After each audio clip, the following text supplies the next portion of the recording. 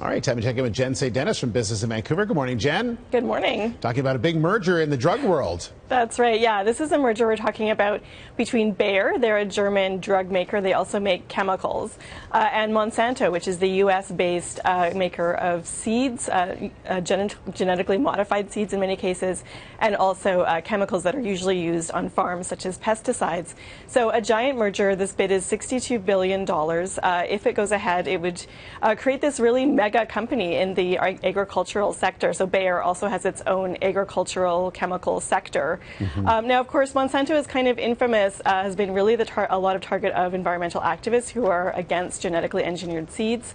And some of its practices in selling seeds to farmers have also come under criticism, for instance, pushing prices up and some controls over how they can use the seeds, that they can't use them again. So there is some concern over how big of a stake this company would have in the farm market. So they would end up having 28%, control 28% of the pesticide market, for instance. Wow. So for that reason, as antitrust regulators are going to be looking at this deal. Yeah, it seems to see a lot of these mergers. Is it just me, or the last couple of years, these drug companies sort of coming together and making these gigantic companies? Yeah, it has been a trend in this sector especially, and that has led to this concern about how much control and then what's happening to the prices when these companies have these huge market shares.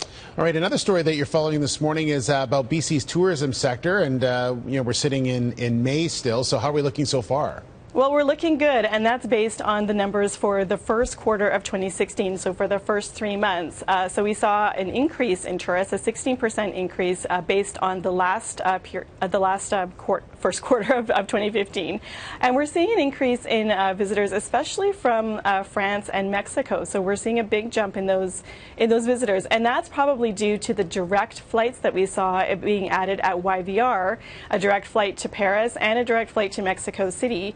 Now, we're also seeing increases from a lot of our already established tourism markets like the U.S., Japan, South Korea, also Taiwan, and China as well.